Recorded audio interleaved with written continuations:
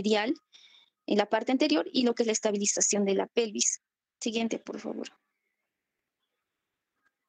También encontramos en este plano profundo al músculo piramidal. Este tiene su origen en la cara anterior del sacro, entre S2 y S4, la cara glútea del ilio, cerca de lo que es la espina ilíaca posterior inferior. El ligamento sacrotuberoso pasa a través del foramen ciático mayor, vasos y nervios suprapiriformes y también lo que son los infrapiriformes. Se inserta en el vértice del trocánter mayor del fémur. Está inervada por el nervio del músculo piriforme S1, S2 y la función es la articulación coxofemoral, rotación lateral, abducción del muslo cuando la cadera está en flexión, estabiliza la cabeza del fémur en el acetábulo. Siguiente, por favor. En cuanto a los forámenes ciáticos, que también es importante mencionar, vamos a ver el contenido del foramen ciático mayor y del foramen ciático menor. El foramen ciático mayor, como se ve en la imagen, vamos a encontrar al suprapiramidal y a los infrapiramidales. En el suprapiramidal vamos a ver que está lo que es la parte de lo que es el glúteo superior, y en el infrapiramidal vamos a encontrar que está el nervio ciático femorocutáneo posterior del obturador interno del cuadrado femoral, y también vamos a encontrar parte del glúteo inferior y de lo que es el pudendo. En el foramen ciático menor vamos a encontrar el músculo obturador interno, al nervio del obturador interno, también del pudendo. Siguiente, por favor. En resumen, vamos a ver la inervación glútea. Vamos a ver que la parte superficial, la capa subcutánea y los profundos que van a encontrarse debajo de la aponeurosis, ¿no?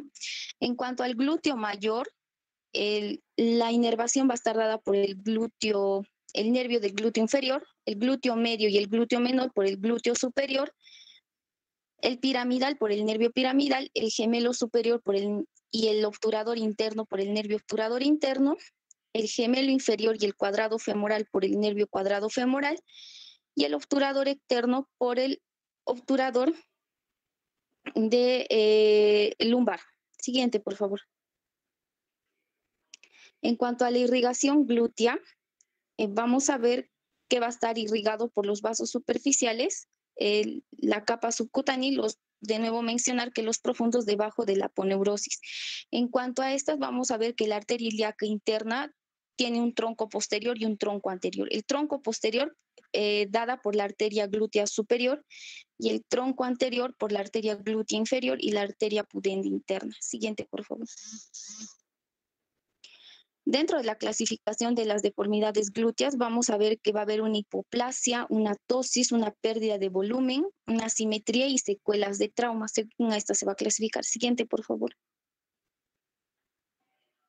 Dentro de las indicaciones, se va a dar según una gluteoplastía primaria y una gluteoplastía secundaria. En la gluteoplastía primaria vamos a encontrar un buen músculo glúteo, tonificado y con muy buena piel.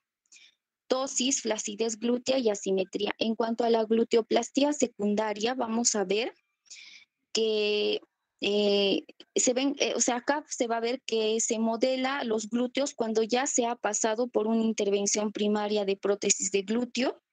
Esto se va a dar en casos de una hipoplasia glútea, una deformidad glútea, una asimetría glútea, postraumática, sea esta iatrogénica y que se haya presentado una secuela, ¿no? Siguiente, por favor. Bien, vamos a ver los implantes de glúteos. Los tipos de implante van a ser de dos tipos, los sólidos de silicona elastómero y también los implantes de silicona de gel de los sólidos. Los sólidos de silicona elastómero van a estar indicados en aquellos en los que sea necesario el incremento de la tonicidad o que haya una deformidad glútea congénita o adquirida, y también en casos de que haya una asimetría glútea o porque haya habido un segundo aumento glúteo. Los implantes de silicona de gel de sólidos se va a dar cuando se dé un primer implante glúteo y cuando la musculatura glútea sea buena. La selección de la forma del implante puede ser anatómica, oval o redonda, como se ve en la figura. y se basa en la relación muscular alto y también en el ancho. El glúteo alto va a tener una relación alto-ancho de 2:1 y se va a aumentar mejor con un implante anatómico. El glúteo corto va a tener una relación de 1:1 y se va a aumentar mejor con un implante redondo. Mientras que en el grupo intermedio de 1,5:1 puede requerir adicionalmente una vista lateral para hacer una determinación final. Se ha visto que con la ayuda de una vista lateral podemos encontrar una mayor parte del volumen de los glúteos, ¿no? En donde hay mayor concentración de este volumen. Siguiente, por favor. Dentro de las técnicas quirúrgicas, estas se van a dar según el plano de colocación o la anatomía quirúrgica que puede existir. Tenemos la intramuscular, que actualmente es la más utilizada, y se ve que aquí va a haber una disección, ¿no? Una disección roma en medio de los músculos glúteos. Van a dar una buena forma y van a dar excelentes resultados. Es por eso que se emplea con mayor frecuencia hoy en día. Y una complicación asociada a esto va a ser el seroma. Otra técnica va a ser la submuscular. Ya no se usa mucho esta técnica porque se ha visto que hay cercanía hacia el nervio ciático y ahí puede haber una compresión de este nervio y producir un dolor crónico. También aquí se va a realizar una disección traumática. El implante va a quedar en un plano superficial visible y palpable y las complicaciones también podrían ser el seroma y la contracción de la cápsula. Tenemos el plano subcutáneo que tampoco se usa. Y bueno, esta también se va a dar por una disección traumática y aquí va a quedar un espacio redondo. Los implantes quedan muy profundos y en una posición elevada, ¿no? Es por eso que no se opta por esta técnica. Y las complicaciones podrían ser sangrados, seromas y también el dolor ciático. Y otra técnica es la subfacial, que tampoco se usa. Ya no se usa desde hace mucho tiempo porque se ha visto resultados que no son tan estéticos y se ha visto que en ocasiones podría llegar a romperse la fascia. Y como sabemos, pues la fascia muscular no es distensible y tampoco es elástica. Y también va a haber una dificultad para hacer la disección y la zona generalmente pues es una zona muy delgada y frágil. Y la complicación en esta también puede ser el seroma. Siguiente. Aquí podemos observar algunas imágenes. Observamos del espacio subcutáneo. En la imagen del lado izquierdo se ve una resonancia magnética que va a mostrar el espacio subcutáneo. La resonancia magnética va a ser útil para evaluar que el implante se haya colocado en el espacio subcutáneo, ¿no? Y en el lado derecho vemos una gráfica relacionada al espacio submuscular y aquí se ve la colocación del implante en el espacio submuscular. Algo que puede ocurrir o una complicación en esta zona es que los implantes pueden quedar en una posición elevada, tal como se aprecia en la imagen, ¿no? Siguiente.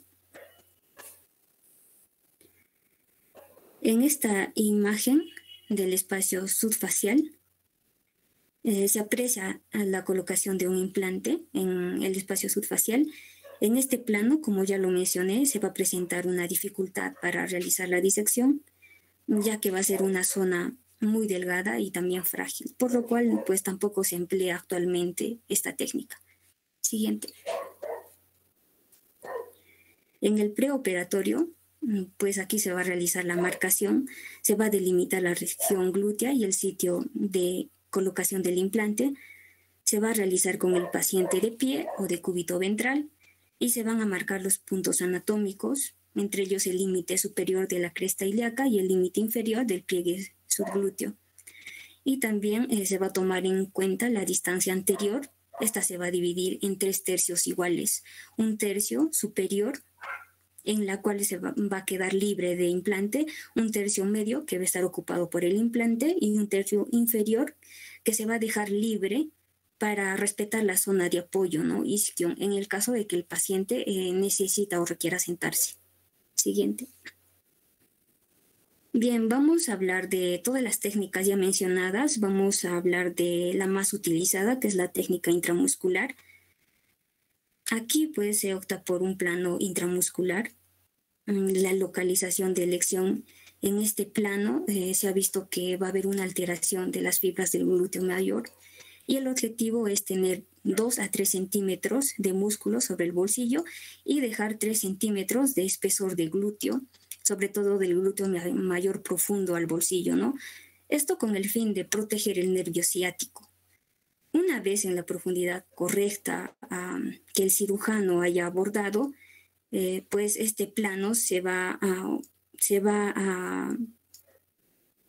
a realizar mediante una incisión en forma curva, ¿no? Como la superficie de un globo, por lo que la disección debería ocuparse hacia abajo, mientras que se lleva hacia la zona superior, lateral e inferiormente. El diseño y la selección de esta incisión se ha visto que la incisión vertical en la línea media interglútea se va a extender hasta 8 centímetros desde la punta del coxis y se ha utilizado ampliamente. Pero también se tiene en cuenta la tasa de dehiscencia del 10 al 25%, ¿no? Y esta ha sido suplantada por incisiones parasacras bilaterales. Estas incisiones son diseñadas de la siguiente manera, como se ve en el gráfico, con el paciente en posición prona. La punta del coxis se palpa y se marca, permaneciendo exactamente en la línea media del sacro. El pliegue interglúteo central se va a dibujar desde la punta del coxis 8 centímetros cefálico. Y las futuras incisiones van a estar marcadas a 1 centímetro a cada lado de esta línea media, de modo que ambas incisiones van a estar separadas a 2 centímetros. Siguiente. Bueno, en la imagen se observa cómo se realiza la insección, cómo se realiza, ¿no?, la disección con un objeto romo y también cómo se coloca el implante intramuscular. Vemos que la incisión va a tener un alcance en el glúteo superior y va a seguir la curvatura del glúteo superior. Esto va a ocurrir alrededor de la marca de 6 centímetros desde el coxis, convirtiéndose o reduciéndose a una distancia de 4 a 5 centímetros, ¿no? La disección del músculo va a crear una abertura muscular pequeña que debe ser ampliada. Posteriormente vamos a tener el bolsillo muscular que debe mantenerse a 3 centímetros del espesor. Y es necesario comenzar la disección del bolsillo en la disección lateral superior. Con el expansor se va a estirar el músculo y se va a ayudar a indicar las áreas que van a necesitar mayor disección.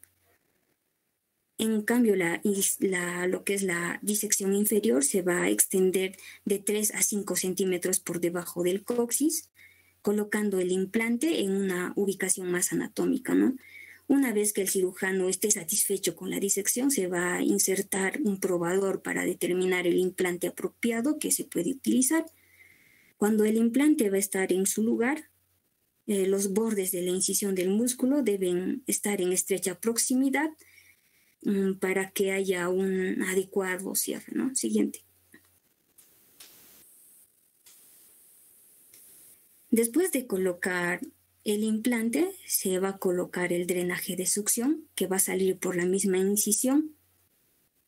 Una vez que ya se ha determinado el tamaño del implante, se va a colocar un DREN, de preferencia, o se conoce, tiene un nombre específico que es el de Jackson-Pratt, y se va a introducir en el bolsillo y se va a sacar a través de una incisión separada en el pliegue interglúteo. Se ha visto que el uso de este DREN es útil ya que va a disminuir la incidencia del seroma. Posteriormente, el campo quirúrgico se va a reparar y se va a recubrir el implante. Esto se va a hacer con la ayuda de un manguito estéril para evitar el contacto con la piel. El músculo se va a cerrar con una sutura absorbible de monofilamento. Se va a empezar a suturar por planos, el plano muscular, el subcutáneo, la fascia presacra, la piel, y las heridas se van a reforzar aún más con dermabond para sellar la incisión y evitar la contaminación. Siguiente.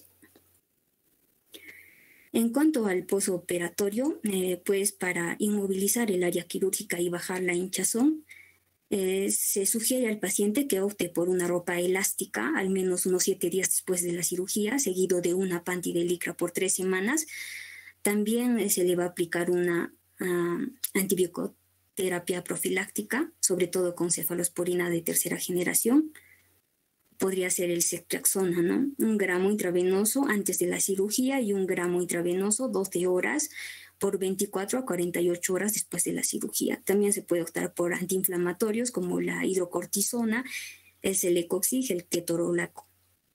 Si es que el paciente va a sentarse al día siguiente, se le debe recomendar que no debe hacer apoyo hacia la zona donde se colocaron los implantes. Y de preferencia sugerir al paciente que se coloque o se acueste de cúbito ventral o lateral durante 2 semanas después de la cirugía. Y también va a ser necesario un tratamiento de ultrasonido convencional a la 3ª semana postoperatoria para tratar el dolor y ver si es que hay edema y prevenir una contractura capsular. Siguiente. En cuanto a las complicaciones que se van a dar, se puede dar una dehiscencia de la herida, como se ve en la gráfica. El manejo va a incluir el cuidado local meticuloso de la herida. Y bueno, se observa, ¿no?, en esta imagen un aumento con implante intramuscular con dehiscencia de la incisión interglútea. Esta se presentó a los 10 días del posoperatorio. También otra complicación es la exposición del implante. Si no se coloca tensión durante el cierre muscular, la incidencia de la exposición puede ser de 2%. Sin embargo, si se coloca un implante muy grande o el paciente tiene fibras musculares apretadas, pues esta incidencia va a aumentar a un 30%. Y otra complicación es la infección, aunque esta es rara y tiene una incidencia del 1%. El tratamiento va a requerir un retiro temporal del implante y generalmente pues estas infecciones ocurren al 10º o al 14º día y puede ocurrir también de manera tardía, incluso a los 3 meses, ¿no? Otra complicación es el seroma. Aquí el uso, como ya lo hemos mencionado, el uso de drenaje ha disminuido esta incidencia. Y también hemos visto que se podría presentar un seroma tardío, pero esta va a tener una incidencia del 3% y se va a presentar de 3 a 6 meses después de la operación. Otra complicación va a ser la contractura capsular, que tiene una incidencia del 1%, y también lo que es la neuropraxia, ya que muchos pacientes se quejan de un dolor de tipo ciático y van a tener una disminución de la sensación en las primeras 4 a 6 semanas debido a la hinchazón postcirugía. Siguiente.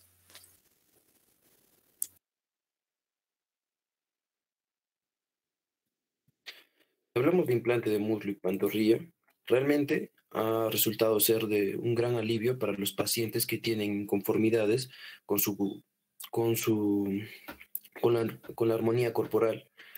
De esta manera, la cirugía plástica ha desarrollado a través del tiempo distintas técnicas mediante las cuales se suman estos implantes o prótesis que están hechos de silicona en las regiones de las piernas, tales como muslos o pantorrillas, como se puede ver en la primera imagen, logrando un resultado satisfactorio mediante la disminución de la brecha entre piernas y con un aspecto de mayor volumen. Se puede utilizar netamente de manera estética en lo que es denominado las piernas delgadas, o también secundario a traumatismos, quemaduras graves o enfermedades tales como la poliomielitis. Como se puede ver en la primera imagen, en la segunda imagen se nota una simetría entre ambas piernas debido a la distrofia que es producida por la misma enfermedad, y en lo posterior se puede notar un cambio realmente significativo entre el antes y el después. Para terminar con esta lámina, es necesario recalcar, ya lo he mencionado anteriormente, de que por parte del cirujano debe de tomarse en cuenta lo que es la opinión subjetiva y el componente psicológico del paciente. Asimismo, es deber del cirujano indicar y dar a conocer cuál es el procedimiento, cómo se va a realizar, el tiempo de recuperación, todo lo que puede suscitarse y también darle a entender un poco más de la realidad de los resultados que pueden ser alcanzables. Introduciéndonos a lo que es la anatomía de la pantorrilla, como podemos ver en esta imagen, está provista principalmente de dos músculos, los gastrocnemios y el sóleo. Teniendo en cuenta de que la región de la pantorrilla, propiamente dicha, es aquella que se va a encontrar por debajo de la fosa poplítea como límite superior y como límite inferior termina en un embudo en el punto de inserción del tríceps ural mediante el tendón de Aquiles y lateralmente alcanza hasta los bordes de la tibia. Teniendo en cuenta estos dos músculos, vamos a ver las relaciones con diferentes estructuras. El sóleo, por ejemplo, va a albergar estructuras vasculares tales como la arteria y vena tibiales posteriores, el nervio tibial, y por debajo va a tener relación con la vena safena externa y el nervio sural o safeno externo. Y los gastrocnemios van a tener relación principalmente con los maleolos. Por ejemplo, el maleolo medial, cuya parte inferior va a localizarse a 5 centímetros del maleolo interno, y el gastrocnemio lateral, cuya parte inferior va a tener relación a 10 centímetros con el maleolo externo. De esta manera podemos hablar de que el nervio tibial va a proveer de la inervación necesaria al grupo muscular que permite a su vez la estabilización de la pierna sobre el pie y permite la flexión plantar. Si vemos el esquema de la derecha, podemos ver de que el nervio tibial, la arteria tibial posterior y el nervio fibular se van a encontrar en un plano profundo. Un plano profundo del compartimento posterior que va a estar lejos del área de disección subfacial en el cual posteriormente se va a introducir la prótesis. De igual manera podemos apreciar la vena safena menor que va a ascender entre la cabeza medial y lateral de los músculos gastrocnemios. Otra relación importante, otras estructuras anatómicas que debemos de conocer son tanto los nervios cutáneos sural medial y lateral que van a discurrir sobre la cabeza lateral del gastrocnemio. Y de esta manera, conociendo estos límites, vamos a ver de que primero se va a realizar una disección subaponeurótica en la pantorrilla. De esta manera, los implantes se van a colocar debajo de la aponeurosis del músculo gastrocnemio medial, preservando siempre una capa muscular delgada para así tratar de no dañar o lesionar lo que es la aponeurosis propiamente dicha. Y posterior a esto se realizará el implante de la prótesis de silicona. En el muslo, sabemos de que el muslo es el segundo segmento de la extremidad inferior que va a tener como límites superiormente a la cintura pelviana e inferiormente a la pierna. Los músculos van a estar separados en dos planos, un plano superficial y un plano profundo que se encuentran por debajo,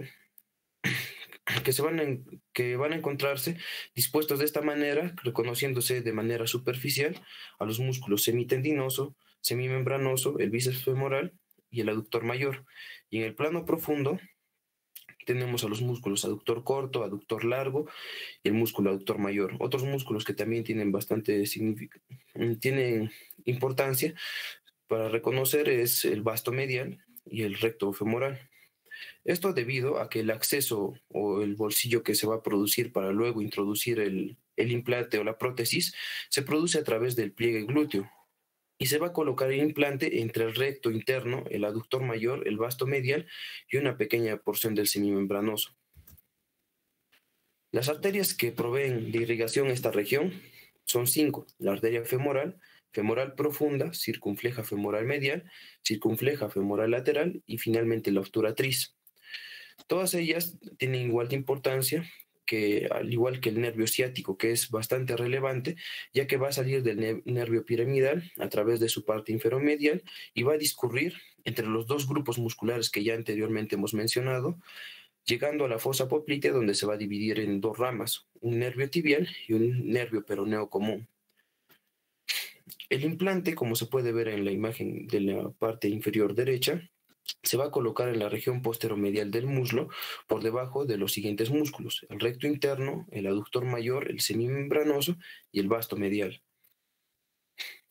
¿Para qué está indicado? ¿Para qué casos está indicado? Puede estar indicado este implante para las secuelas de poliomielitis, traumas en general de miembros inferiores, secuelas por quemaduras, intervenciones puramente estéticas y las denominadas piernas delgadas.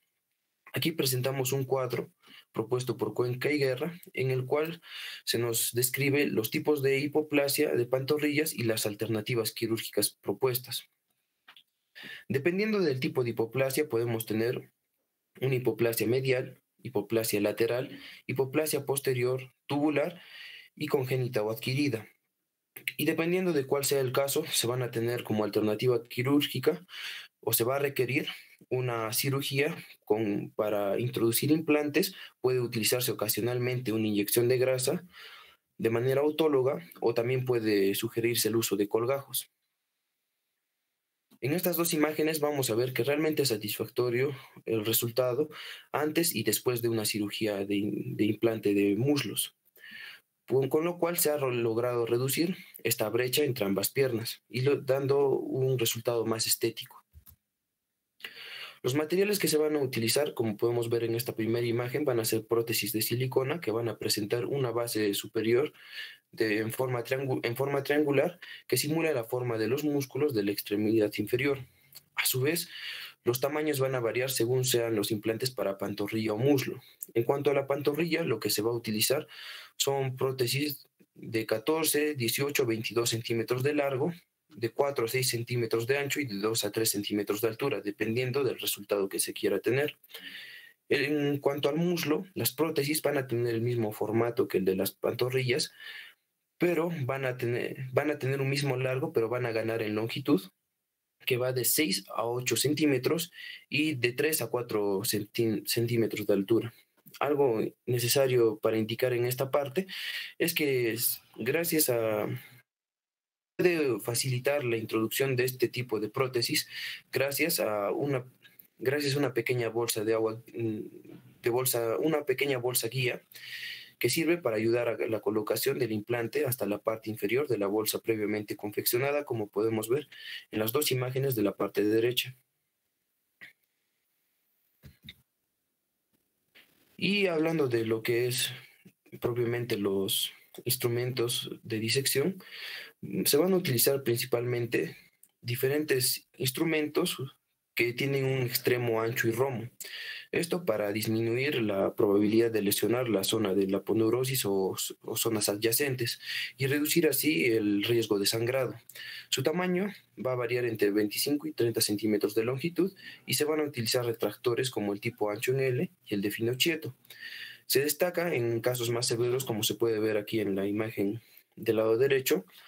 Por ejemplo, en casos más severos de atrofia, el uso previo de lo que son los expansores cutáneos de pierna.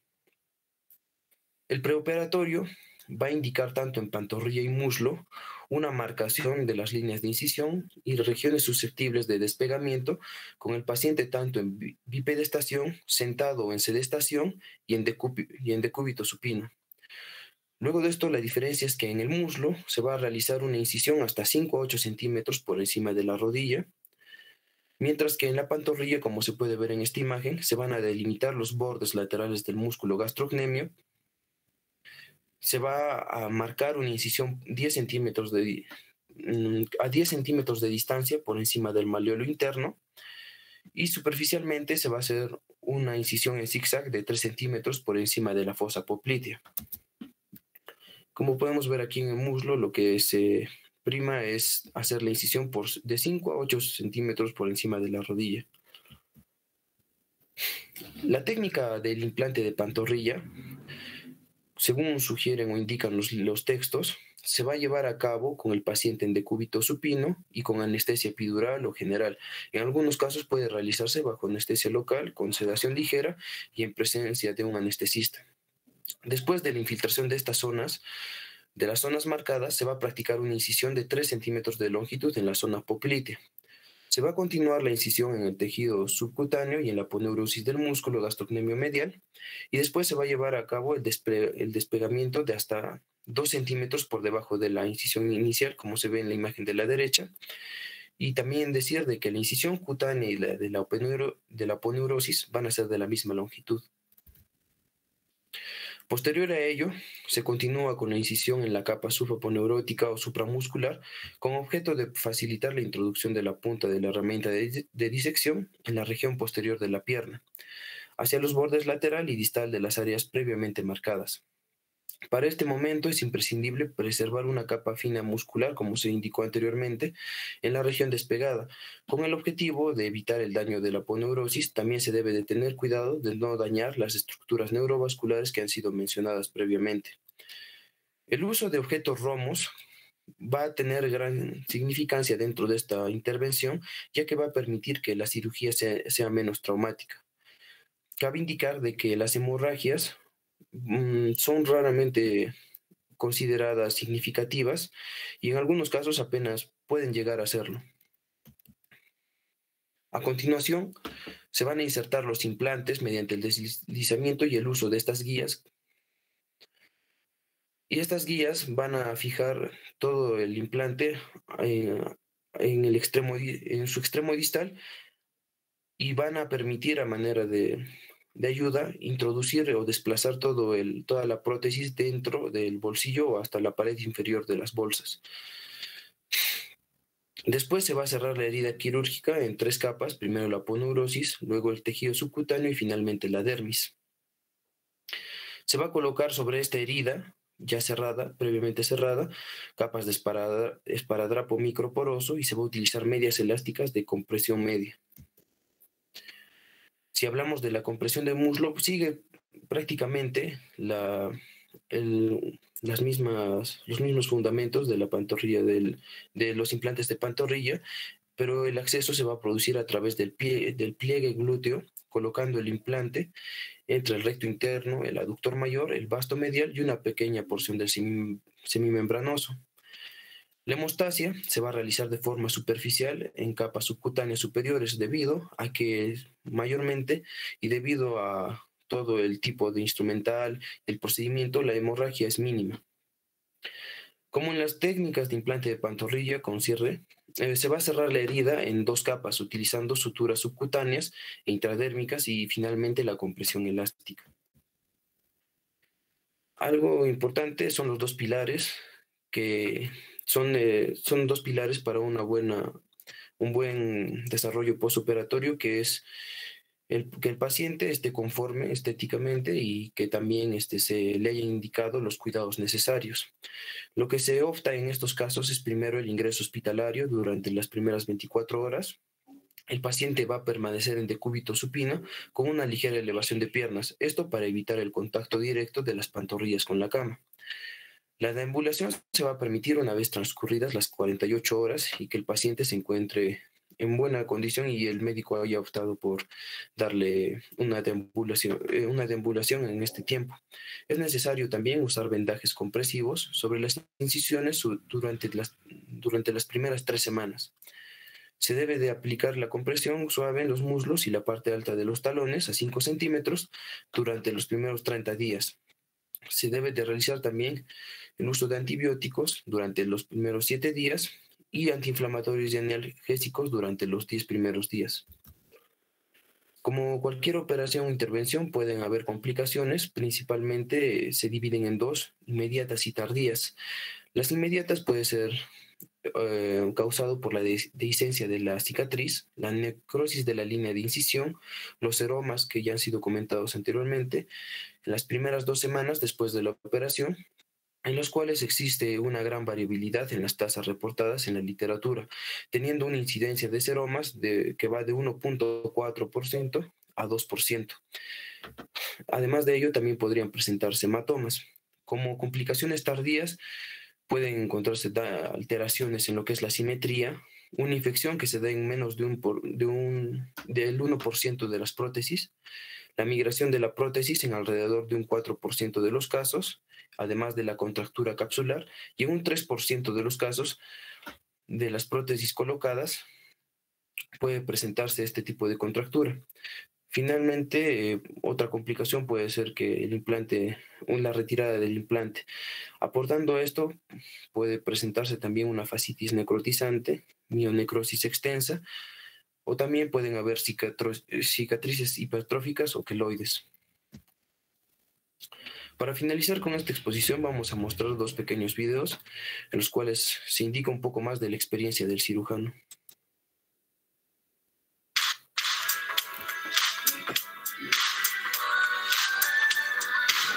El implante de pantorrilla es un procedimiento estético orientado a mejorar la estética o el volumen de las pantorrillas.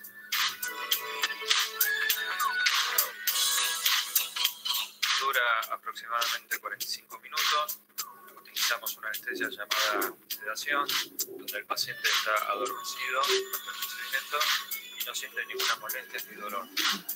Esto permite que una vez el paciente vuelva a la habitación, recupere de forma rápida y luego de 1 a 2 horas pueda retirarse a su domicilio caminando tranquilamente.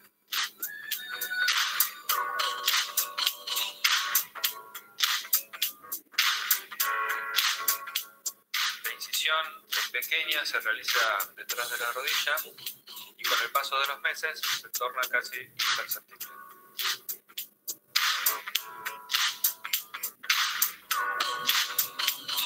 El implante va colocado por encima del músculo y no afecta en absoluto la función del mismo. Hay de diferentes formas, tamaños, que se van adaptando a la estética de cada paciente. Son seguros, no hay que cambiarlos con el paso de los años y tienen garantía de por vida. La recuperación es rápida, sencilla e indolora.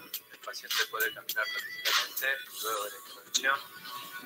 De todas formas, recomendamos que se cuide durante una semana, caminando de manera pausada, usando una media de compresión que ayuda en el proceso de recuperación.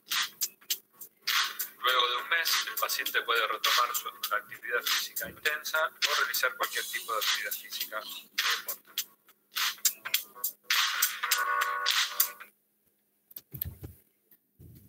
Y finalmente con este video en el cual ya también vamos a ver el implante de muslos. Se delimitan las zonas de incisión y se procede con la cirugía. Lo vamos a colocar a través de una incisión de 3 a 4 centímetros en la parte interna de la región inguinal y lo vamos a poner dentro de los músculos. De esa manera el resultado es súper natural y la cicatriz totalmente imperceptible.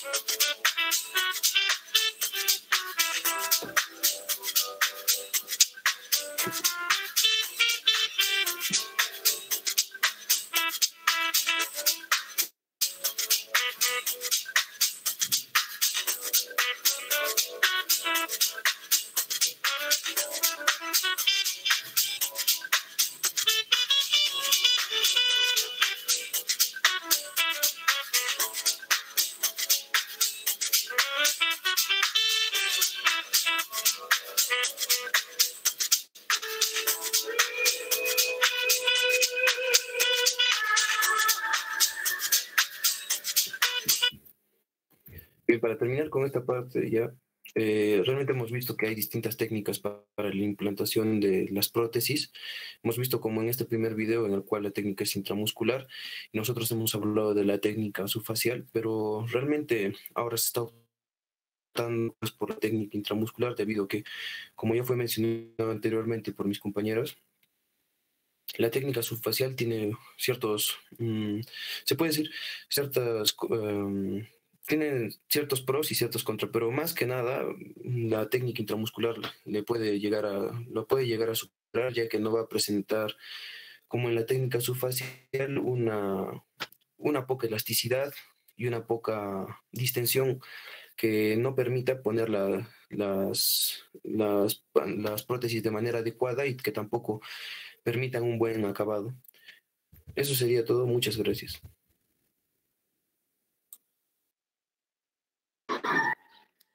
Buenas tardes, muchachos. Bueno, a ver, repasemos, vamos desde el comienzo. Vamos a aclarar unas cositas. Vamos a pasar al diapositiva rapidito y voy a aclarar esos pequeños detalles que me gustaría explicarles. Pero con la diapositiva encima voy acordando qué detalles teníamos que seguir viendo.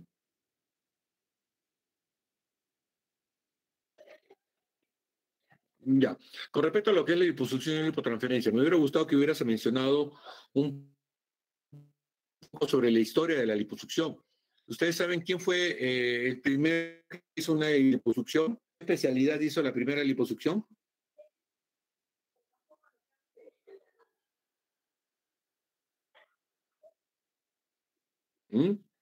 ¿Alguien puede responder quién hizo la primera liposucción? Bueno, la primera liposucción la hizo un ginecólogo. Si mal no me equivoco, fue un ginecólogo inglés. Y cuando reportó que hizo una liposucción, le quitaron el título. O sea, lo castigaron por hacer una liposucción, porque lo consideraban algo extremadamente agresivo. Ahora, avanza. ¿Ya? Es muy cierto. Se puede hacer liposucción en cualquier parte del cuerpo, ¿no? Papada, brazos, mama, nalgas, cadera, muslo, pantorrillas. Actualmente se hace de brazos, se hace de reacción deltoidea, se está haciendo liposucción de cualquier parte, hasta un poquito de mejillas, se está haciendo liposucción de mejillas. Entonces, es muy importante que actualmente la liposucción es uno de los tratamientos, como dice su compañero, gold estándar para la disminución o mejora de la figura. Punto muy importante, y eso sí que tenemos que tienen que recordarlo, y eso sí es muy importante, la liposucción no es un tratamiento para bajar de peso. O sea, ni siquiera es para el sobrepeso o la obesidad. No es un tratamiento para bajar de peso propiamente dicho. La liposucción es un procedimiento para formar el cuerpo. No es para bajar de peso, sino para formar el cuerpo. Ya que muchos pacientes, cuando después de que se hace la liposucción, han mejorado su cuerpo, pero dicen, doctor, han mejorado, pero he bajado solo 4 kilos. Y yo le digo, es que la liposucción no es para bajar de peso, es para formar el cuerpo. Y eso es algo muy importante que tiene que tenerlo en mente y siempre explicárselo al paciente. ¿Continúa? Bueno, tenemos que es la lipotransferencia. No, acá le mencioné a su compañera que también la lipotransferencia no solo es en glúteos, a veces se pone en glúteos, en muslos, en rostro, son muy importantes. Y son técnicas especiales que imagino que en las próximas exposiciones de lo que es medicina estética o procesos mínimamente invasivos van a hablar. ¿Ya? Lo que es actualmente la megaliposucción es un tema muy controversial. Hay médicos que sacan hasta 12, 14 litros de suero, de grasa, pero hay que tener mucho cuidado en ese sentido. Muy bien lo explicaron, lo explican en diferentes artículos que una liposucción, por cada litro que se saca, se comporta el porcentaje, que diga, el volumen, el porcentaje en volumen con respecto al cuerpo que se saca es igual a un porcentaje en quemadura de tercer grado. Por lo tanto, si un paciente pesa 60 kilos o digamos 80 kilos y le sacamos 8 litros de grasa, entonces está comportándose como una quemadura de 10% de superficie corporal total. Y una quemadura de 10% ya se comporta como una quemadura grave, lo cual puede llevar a alteraciones hidroelectrolíticas y de manejo de volúmenes, y lo puede descompensar al paciente. Aunque hay muchos cirujanos plásticos que se jactan de que sacan grandes cantidades de grasa, estas grandes cantidades. Ahora, la lipomioescultura. Esto principalmente es para tallar los músculos, las diferencias musculares y para tallar el músculo. O ya se le denomina como lipomarcación 3D u otro tipo de denominativos. Y esta lipomioescultura ya tiene varios años de mencionado, pero recién en estos últimos 3 años ha tenido una gran ya aceptación a nivel de todas las sociedades de cirugía plástica. Continúa. Bueno, generalmente la técnica de liposucción, la técnica tumescente es la más común por ser la más clásica o se le dice la convencional. ¿Ya? Generalmente la liposucción asistida por láser, y eso es muy bien dicho, es para pequeñas zonas, no es para zonas grandes, es para pequeñas zonas. ¿Ya? Y la liposucción asistida por ultrasonido, que más conocido en el mundo de la cirugía plástica es el Baser, es una técnica muy buena, y especialmente para zonas que son muy fibrosas, cuando hablamos de una liposucción secundaria o una liposucción terciaria. ¿Ya? Continúa. Bueno, preparación preoperatoria, ya sabemos todo lo que se tiene que hacer, como es en todo sitio, cada uno tiene su forma de ver las cosas. Me parece que lo que estás explicando de esta preparación preoperatoria, estás haciendo el examen para un paciente que van a hacer una liposucción con anestesia netamente local. Entonces, cuando describías que se tenía que hacer una solución que contenía vasoconstrictor como la epinefrina, un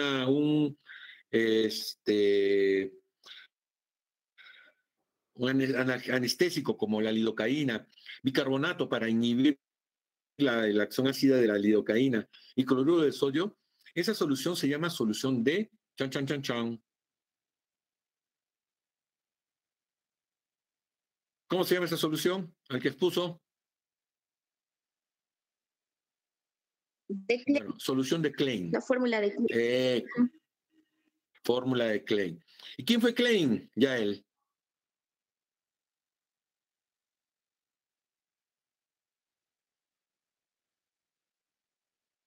¿Llegaron a averiguar quién fue el famoso Klein?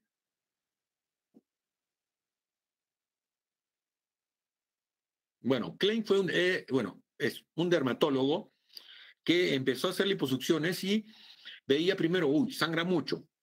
Esto sangra mucho. ¿Qué hacemos? Un vasoconstrictor. Perfecto. Muy dura la grasa, muy difícil de sacar la grasa.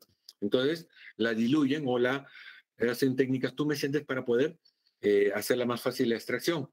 Después, cuando meto la lidocaína con epinefrina, la epinefrina, pero le duele cuando hace la liposucción. Entonces le pusieron lidocaína. Pero, ¿y por qué le pusieron bicarbonato? ¿Alguno de ustedes sabe por qué le pusieron bicarbonato a la solución de Klein?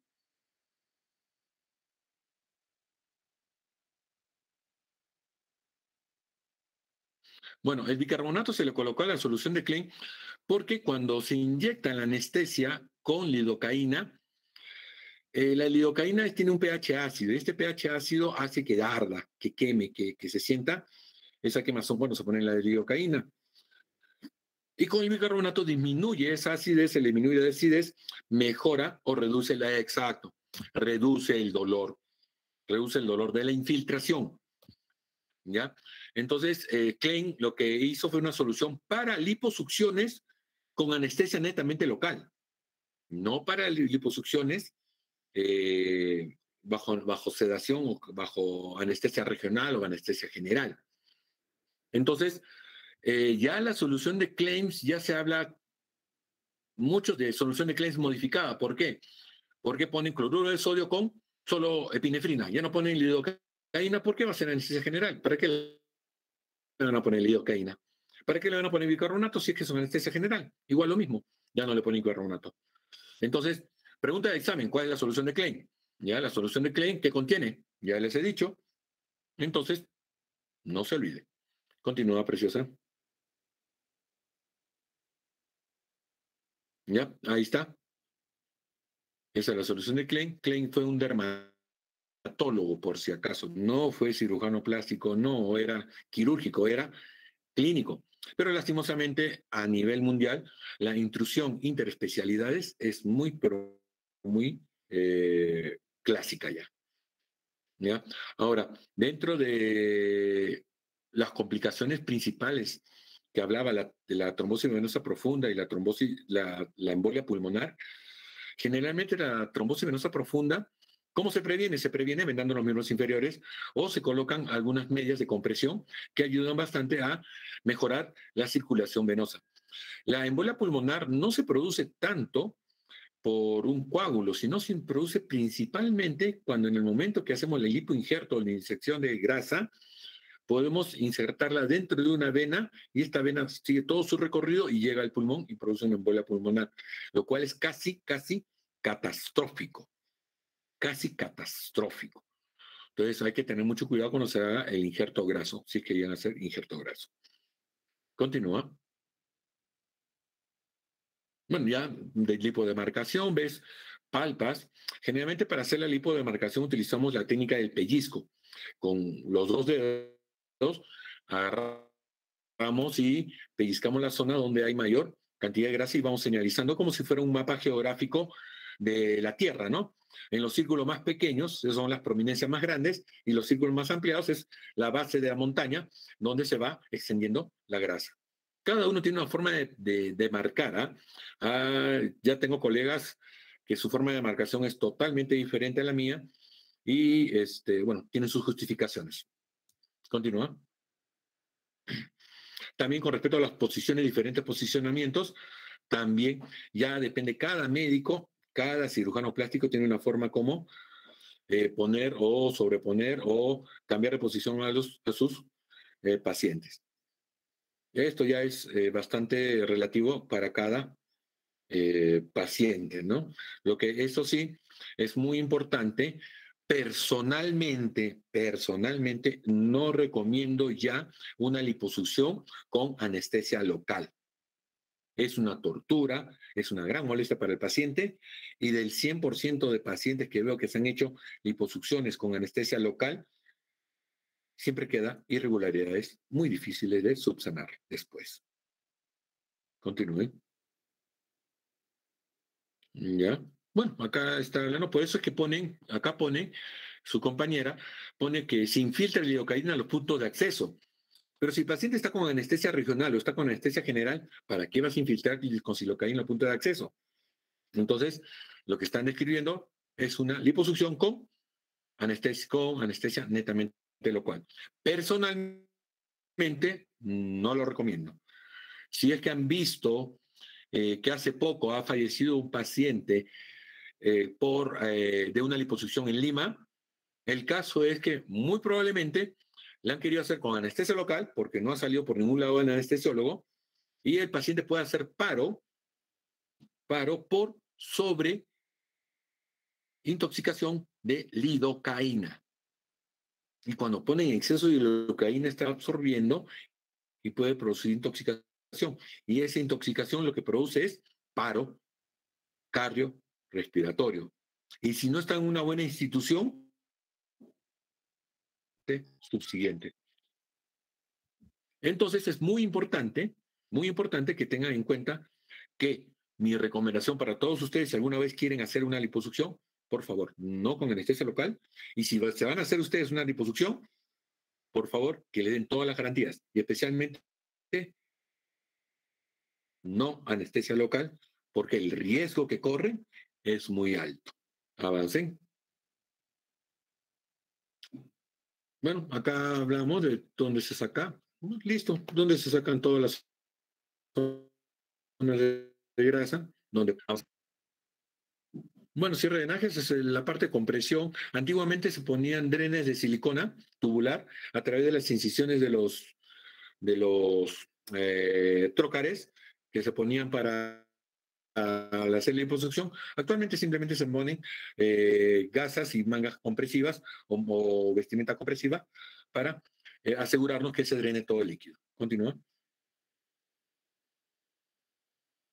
Bueno, el postoperatorio, todos tienen su forma. Este es uno de las tantas formas como se da los postoperatorios, ¿no? Actualmente ya se utilizan masajeadores, se utilizan ultrasonidos, se utilizan más drenajes linfáticos. Muchos tienen diferentes tipos de terapias post-lipo.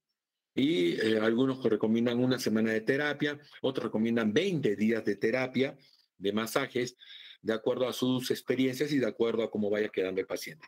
Lo que sí es importante, y eso sí se los recomiendo, si alguna vez ustedes llegan a hacer una liposucción, o están en una liposucción, o dar una recomendación en una liposucción, es que la vigilancia y el control médico tiene que ser casi diario o muy constante, porque esa es la clave del éxito. La clave del éxito en una liposucción no solo quien hace la liposucción, sino también que lleve un adecuado posoperatorio. Y si el terapista está haciendo una mala sesión de masajes, lo que puede estar sucediendo es que después el problema sea contra el cirujano. ¿Por qué? Porque dicen, doctor, no me ha quedado bien esto, no me ha quedado bien lo otro, y más por responsabilidad del terapista que por responsabilidad del médico en sí. Continúa. Bueno, estas complicaciones sí, personalmente son unas desgracias, y aunque no lo crean, todas estas complicaciones las he visto en pacientes que se han hecho lipo con anestesia local. Mayormente lipo con anestesia local. En lipos, cuando son anestesia regional o anestesia general, no he visto casi estas complicaciones, muy raras. Entonces, por favor, recomienden una decisión o tomen una decisión inteligente, no a la lipo con anestesia local. Es una tortura. Continúa. Listo. En implante de mamas. Bueno, el implante de mamas es conocido. Me encantó, me gustó esa parte de la historia que has tomado. ¿Ya? Es el implante de grasa de un lipoma en la espalda que se lo puso en las mamas. Lógicamente ese lipoma se murió, ¿no? Y se hizo una infección y no cuentan toda la historia subsiguiente, ¿no? Porque hizo infección y el paciente murió por infección. Pero bueno, pero eso fue el inicio. Y llegamos a las que Cronin en 1950, con una gran idea, empezó a hacer las prótesis ovaladas cubiertas con silicona y rellena de suelo salino, y también después empezaron a rellenar con silicona líquida. Y bueno, y siguió toda la historia. Continúen. Bueno, en lo que es la mama, conocer la anatomía, pectoral mayor, pectoral menor, glándula mamaria, tejido graso, localización del pezón. Perfecto, no hay problema. Continúa. Ya, la principal indicación siempre va a ser estética. 90% de las indicaciones de cirugía de mama es estética. Lo demás ya pasa a ser secundario, ¿no? La estética es el principal motivo o problema. Continúa. Ya, exacto, recuadros anatómicos. Esta es una historia muy interesante. Cuando Estados Unidos en los años 80 prohibió las siliconas rellenas todas las siliconas rellenas de silicona líquida, porque decía que esas prótesis podían producir cáncer. Entonces, pero Estados Unidos lo dijo y Europa dijo, no te voy a hacer caso, no me parece. Entonces hubo una disputa, un cisma entre Europa y Estados Unidos. Europa continuó con las prótesis rellenas de silicona líquida y fueron mejorándolas, y Estados Unidos dijo no, y por eso fue que surgieron las prótesis rellenas con suero fisiológico. ¿Ya? Prótesis de silicona, cobertura de silicona, pero rellena de suero fisiológico. Y por eso es que en Estados Unidos se dio esa gran invención de colocar prótesis a través del ombligo, porque las rellenaban con suero fisiológico y listo, tenían unas prótesis. En cambio, en Europa no se dio ese dato, no se daba ese tipo de cirugías. Por lo tanto, en Estados Unidos, cuando se dio cuenta de su gran error, que eso fue como 10 años después, y dijo, no, sí se pueden poner las prótesis con rellenas con silicona. Europa ya había adelantado grandemente la capacidad y tecnología que tenía Estados Unidos. Entonces surgió por ahí los implantes anatómicos, que fueron personalmente casi impuestos, diciendo que era el mejor implante, la mejor calidad, la mejor armonía, que se veía mucho mejor. 1000 cosas. Cuando alguien quiere vender un producto, en Estados Unidos contratan a un par de cirujanos famosos, les dan su estipendio económico y empiezan a hablar 1000 maravillas de este producto. Lo que pasó después fue, muchos años después, hace como 5 años, hubo un estudio en el cual a alguien se le ocurrió, muy inteligente, porque estaba a la vista, pero nadie se le ocurrió hacerlo. Se le ocurrió decir, bueno, vamos a clasificar. Se eligieron aproximadamente entre 20 y 40 pacientes, la mitad con prótesis redondas y mitad con prótesis anatómicas. Y expusieron sus fotografías y sus videos de cómo estaban sus mamas y se lo mostraron a diferentes cirujanos plásticos reconocidos y que den su opinión. Su opinión consistía en decir si les parecía que el implante que veían en esa mujer era un implante anatómico o un implante redondo. Porque los que defendían el implante anatómico defendían que se veía mucho mejor. Después sacaron todos los resultados y la conclusión de ese estudio simplemente fue que no hay diferencia real entre un redondo y un anatómico. Todos los cirujanos plásticos que fueron consultados se equivocaron, o bueno, dieron una apreciación al anatómico, le dijeron que era redondo y a él que era anatómico. La conclusión que era que era entre uno y otro. Entonces se desmoronó bastante con esto esa teoría de que el anatómico es mucho mejor que el redondo. Aunque aún siguen habiendo algunos autores que siguen presentando, quieren seguir hablando del anatómico, pero personalmente, y ahí sí hablo de la parte personal, no hay mejor evolución un redondo versus un anatómico. Más bien el anatómico tiene mayor capacidad de complicarse, porque si se voltea para un costado o para otro costado, en vez de formar, deforma. En cambio, el anatómico, no, el redondo no presenta esa posibilidad. Continúa. Bueno, de acuerdo a la clasificación también de su superficie, ¿no? Tenemos la superficie bueno, de su composición actualmente ya está bien, el B-Light, que es gel de silicona tecnológicamente más avanzado con microesferas huecas. Con eso, ¿qué se busca?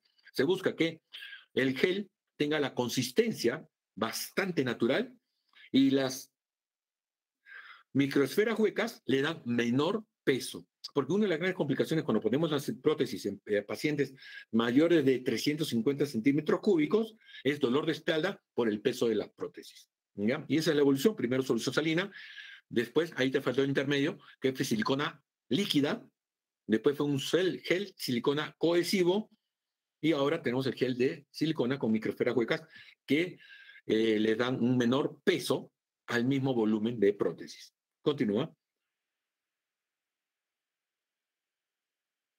Tenemos la proyección. Bueno, eso de acuerdo a cada paciente. Personalmente yo siempre le recomiendo a todo paciente proyección alta. Porque lo que quiere el paciente es que las mamas se vean hacia adelante, no se vean una masa dentro del pecho. Continúa. Ya, implantes lisos texturizados y actualmente tenemos los microtexturizados. Los implantes lisos están relacionados siempre, ya por tradición, a que puede producir mayor contractura capsular. Los implantes texturizados no tienen mayor contractura capsular, pero salió un estudio de Estados Unidos de que los relacionaban a un linfoma de células gigantes. Y entonces empezó todo un boom. ¿Un boom por qué? Porque empezaron a descartar ya los implantes texturizados. Y entonces, oh maravilla, ¿qué salió? Los implantes microtexturizados. ¿Quién los producía más? Estados Unidos. ¿Para qué? Son cuestiones comerciales. Hay muchos datos pseudocientíficos que producen alertas para poder destruir una empresa o destruir un tipo de pensamiento. Bueno, actualmente ya no se usan los implantes texturizados. Actualmente se utilizan los implantes microtexturizados porque tienen menos relación con la probabilidad de producir linfoma de células gigantes, que actualmente en Perú, hasta ahora que me he puesto al revisar, no ha sido reportado. En muchos países no ha sido reportado, pero ya están haciendo estos cambios, porque definitivamente si ya fue reportado en Estados Unidos, pecado, ya todo el mundo tiene que hacerle caso. Adelante. Bueno, es el preparatorio, son mediciones básicas para determinar por dónde va a ser colocado. Continúa. ¿Ya? De acá les digo, personalmente no me gusta la submamaria porque imagínense ustedes, a las chicas, se ponen un implante de mama, se ponen un bikini, se van a Cancún, se ponen un bikini, que es casi un bikini hilo dental, se echan en la playa a tomar sol y al cambiar de posición de estar bipedestación, estar totalmente echado, la mama se sube un poco y al subirse un poco se ve la cicatriz submamaria. La transaxilar sí también es muy bonita, pero generalmente se utiliza para colocar prótesis submusculares y tiene sus bemoles, ¿no? Tú levantas los dos brazos, ves dos cicatrices y descubierta. La incisión periolar me gusta más, es la técnica más difícil, definitivamente es una técnica más difícil, pero es la más estéticamente preferida porque igual se puede poner un hilo dental y el triángulo del hilo dental cubre la cicatriz, por lo tanto, no hay mayor evidencia de la cirugía. La periumbilical, ya les dije, esa periumbilical, como lo dijo también su compañero, era para colocar unas prótesis desinfladas también en el ombligo para llevarlas a la mama, pero fue en la moda de los implantes rellenos con solución salina. Como ya se dejó esta moda, ya que Estados Unidos abandonó esa idea de que las prótesis rellenadas con silicona producían cáncer, entonces se volvió a las prótesis rellenas con silicona y se descartaron ya las prótesis rellenas con solución salina. Aunque sí, por ahí, por allá, voy operando a algunas pacientes después de 15 años que han puesto suero salino, y realmente el único problema del suero salino es que se enfrían más rápido de lo normal y la consistencia no era tan agradable para muchos pacientes. Continuamos. Ya, la posición del bolsillo. Bueno, hablan bastante de la subglandular, subfacial y submuscular. Bueno, mi técnica preferida siempre va a ser la subglandular. Personalmente, hasta ahora no he operado un implante de mama donde pueda haber encontrado una fascia supramuscular tan gruesa que me aguante una prótesis. Entonces, generalmente la técnica tanto subfacial como submuscular, el 90% son biplanares, como en su siguiente imagen. ¿Sigue? Son biplanares, casi todas son biplanares. La única que no es biplanar es la técnica subglandular, pero casi todas son técnicas biplanares porque el músculo no llega a cubrir toda la prótesis y la fascia tampoco. Entonces, personalmente es una gran biplanares, los triplanares, submuscular completa, pero definitivamente le preguntan a otro cirujano plástico, cuando colga una submuscular, ¿va a romper un poquito de músculo de su inserción a nivel de las costillas para que pueda entrar a prótesis? Te va a decir que sí. Entonces, cuando se rompe esa inserción, se sube el músculo y expone parte de la prótesis a la glándula. Entonces es una submuscular superior y subglandular inferior. Retroceder de una. ¿Y por qué no me gusta generalmente la submuscular? Y es personalizado esto, ¿no? Si se dan cuenta, forma como un espacio vacío en la parte entre pectoral mayor y el pectoral menor. Entre los dos forma un espacio. Entonces, personalmente, ya que he visto y he tenido la experiencia de comparar subglandulares con submusculares, las submusculares, por lo general, tienen la tendencia a ser el punto de inicio es más alto, más cerca a la clavícula que las subglandulares. Entonces, cuando la mama empieza muy alto, cuando se ve esa formación de la mama muy alta, ya se ve poco estético y se ve ya muy artificial. Y ya he tenido varias pacientes en que he tenido que cambiar su posición submuscular a una posición subglandular porque realmente no se sentían conformes con la forma como se veían sus mamas, que parecía que nacían desde la clavícula. Entonces, también ese detalle. Continúa. Siguiente. Ya, bueno, esta es una colocación técnica por línea submamaria, que personalmente no me gusta, pero bueno, hay algunos cirujanos, no, hay muchos cirujanos que les gusta, porque realmente es mucho más simple y más fácil de colocar. Siguiente.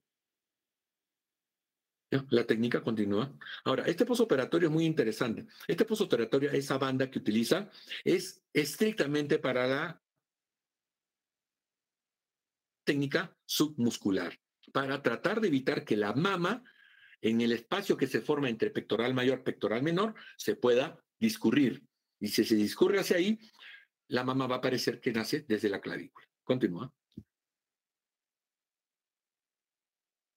Bueno, la contractura capsular, ya se lo dije, está más relacionada a siliconas líquidas lisas, más contractura capsular. las texturizadas ya se están dejando por el famoso linfoma y las microtexturizadas son las ahorita las que están de moda para todo. ¿Ya? Y bueno, la clasificación de Baker que es muy interesante. Continúe. Ya, y estas son las infecciones, que es así. El hematoma, yo en mis comienzos utilizaba drenes a ambos lados de las mamas para poder evitar los hematomos. Si formaba hematomo, me daba pánico, ¿no? Poco a poco he dejado de utilizar drenes y actualmente ya el uso de drenes está descartado porque deja muchas secuelas y mucho dolor y muchas molestias. Pero si en pregunta de examen les digo que el hematoma es la complicación más frecuente, es verdad. Si les pregunto que la extrusión o dehiscencia es la complicación menos frecuente, también es verdad. Acuérdense cómo va el sentido de la pregunta. Avance.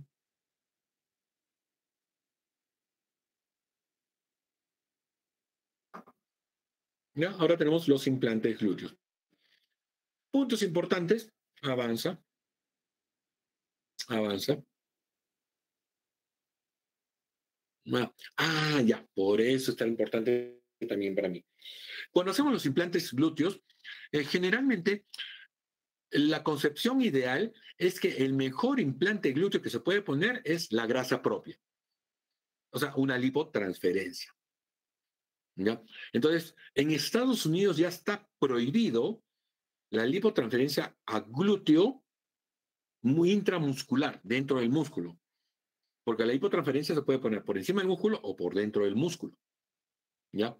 Pero ya está prohibida la intramuscular. ¿Por qué? Porque la han relacionado un poquito más a presentación de la famosa tromboembolia, embolia pulmonar grasa. ¿Ya? Porque un poquito de grasa entra en una vena y se sube al pulmón y es catastrófico. Y realmente sí es catastrófico, casi mortal. ¿Ya? Como, bueno, han explicado sus límites. Algo que me gustaría que se den cuenta muy bien en la imagen de su mano izquierda, ven que el glúteo no se inserta hacia el costado de la pierna. O sea, no está insertada exactamente en esta línea verde. Está unos centímetros o un par de centímetros más atrás. Por lo tanto, es que aquellas personas que hacen bastante gimnasio y quieren mejorar el tamaño del glúteo, pueden mejorar su proyección, pero definitivamente siempre les va a quedar en ese espacio de inserción como un ligero hundimiento, que es muy común en casi todos los pacientes o personas que hacen bastante gimnasio. Y esa es una de las causas también por la que vienen algunas pacientes diciendo, doctor, no quiero estar grueco porque se me ve deforme. Y bueno, se le hace lipotransferencia. ¿Ya? Continúa.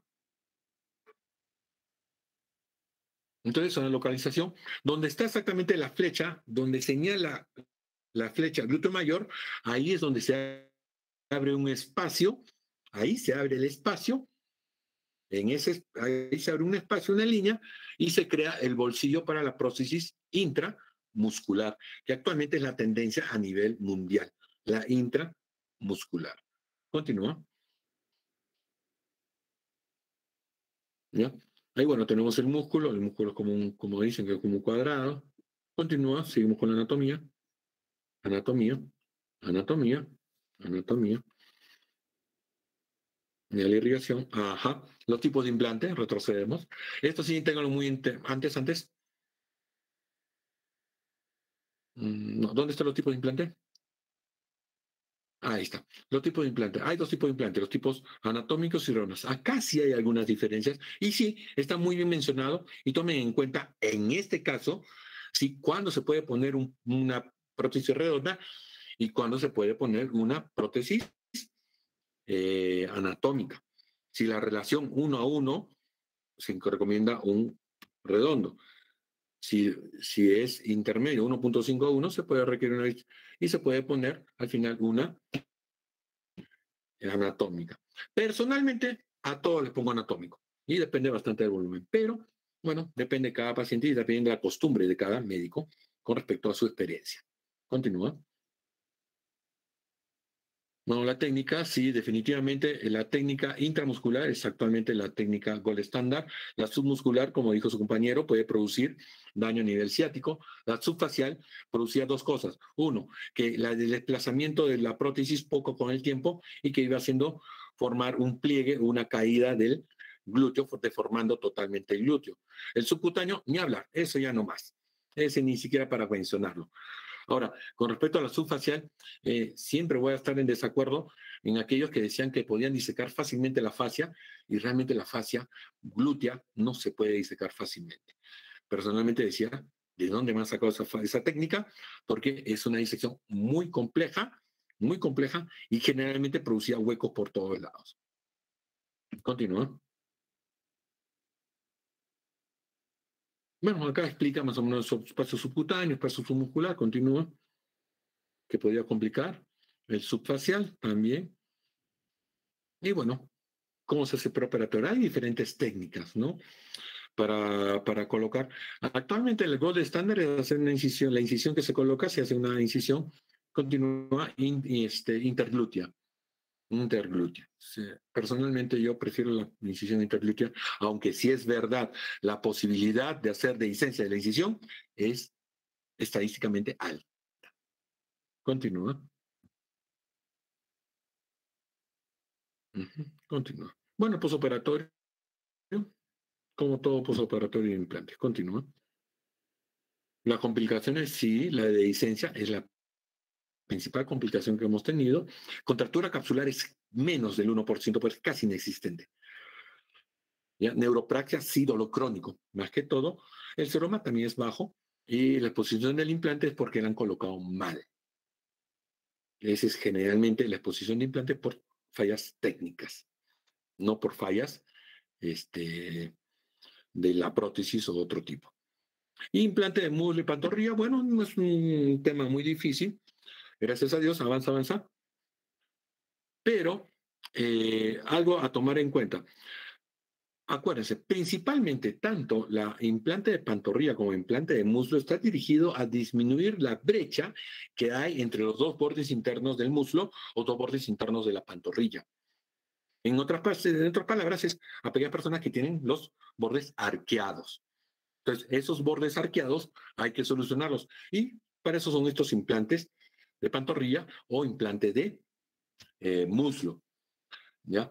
Pero actualmente, y eso me parece que se explicaron en un momento, o algunos de sus compañeros, la técnica U-Graft, que es una técnica en la cual se está colocando la grasa dentro del músculo o dentro del empaque fascio muscular, ¿no? La fascia es el empaque, el músculo contenido. Entonces, dentro de ese empaque facial se coloca grasa y con eso mejoramos o aumentamos el volumen sin necesidad de estar colocando una prótesis. Entonces, eso también nos da mayor definición. Eso ya hablamos de la musculación o voluminización muscular con grasa. ¿Qué nos da este efecto? Avanza.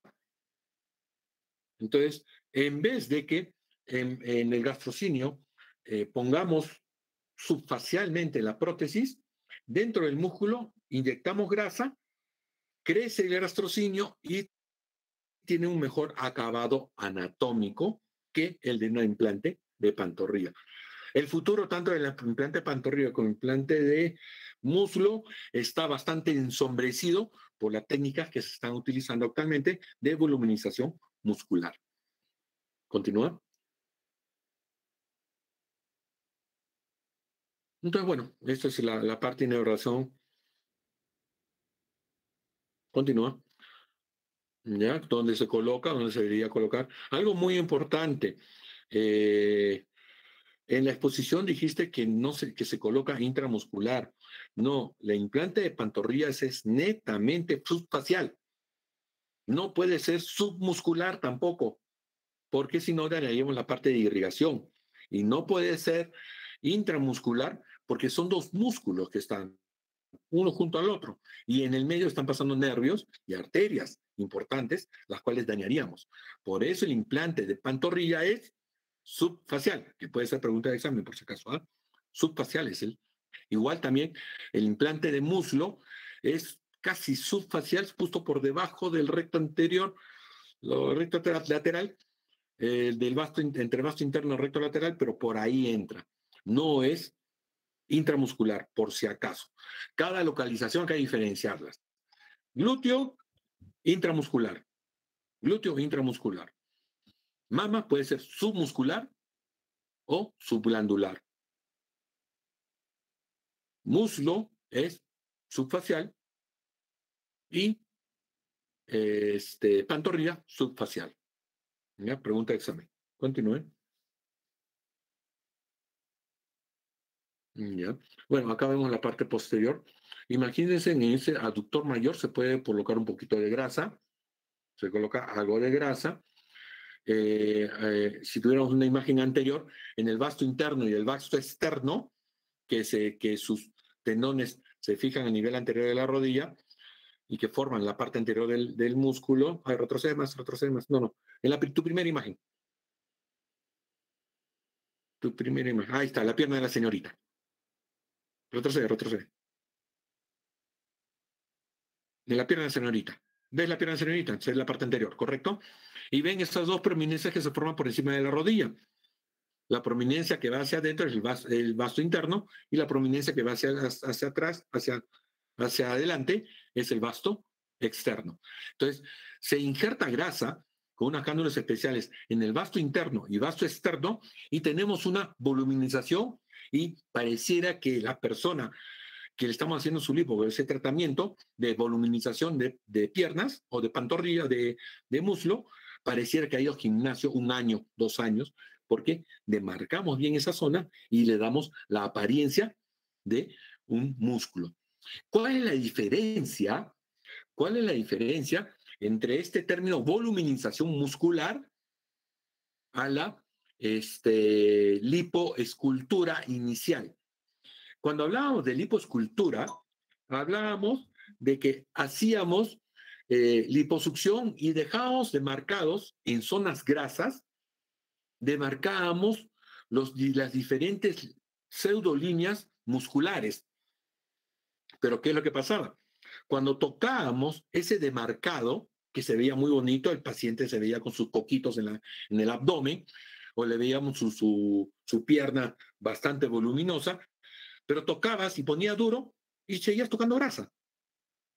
Seguías tocando colchoncitos de grasa, lo cual definitivamente no se sentía muy agradable y después ya se hacía cada vez más evidente cuando hacían ese tipo de marcaciones. Actualmente, con esto de la voluminización, como la grasa se coloca por debajo de la fascia y hace expander la fascia y hace que se vea mucho más voluminoso el músculo que está dentro de la fascia, tú tocas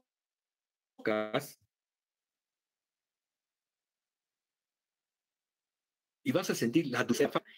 El resultado es más convincente en ese sentido.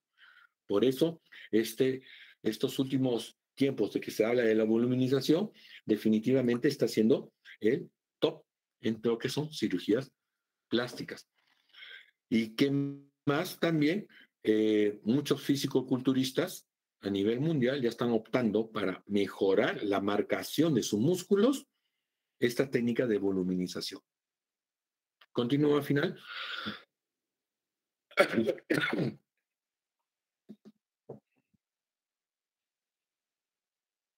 Y la anatomía, donde se coloca.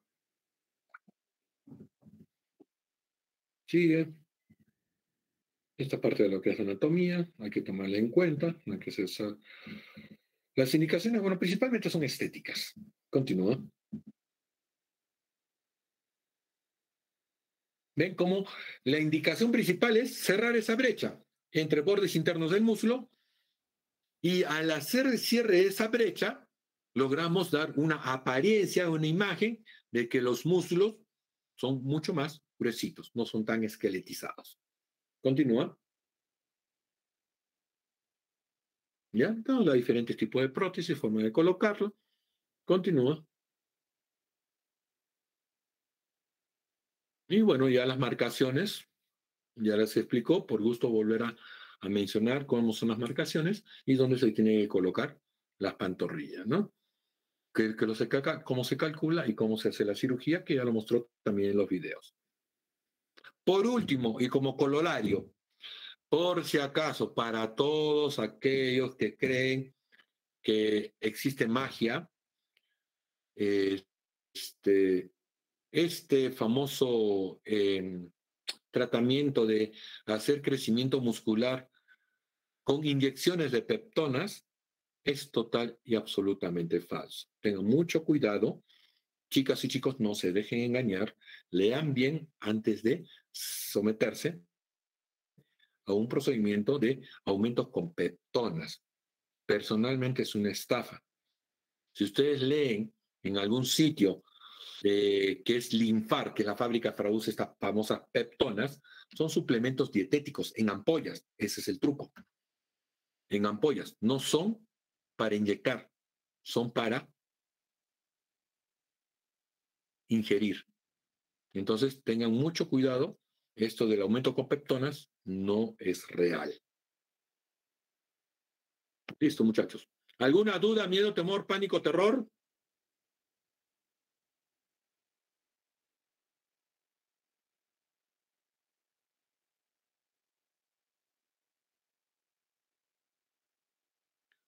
Correcto. El siguiente grupo, por favor, ahorita me están llamando ya. Doctor, buenas tardes. Ya, entonces dile para las 8 de la noche, 9 de la noche. Doctor, buenas tardes. Disculpe, algunos tenemos examen de emergencia en la noche y ahorita otros tienen examen de medicina basada en evidencia. No sé si podría ser para mañana. Déjame ver cómo está mi... No, mañana va a ser imposible. Tengo todo un día quirúrgico. Ya, vamos a conversar sobre eso. Ya, doctor. Me comunico con Diego y Diego les va a avisar a todos. Gracias, ¿ya? doctor. Ya, no, estamos para ayudarnos. Ok, cuídense, suerte. Buena suerte y buena fe. Suerte.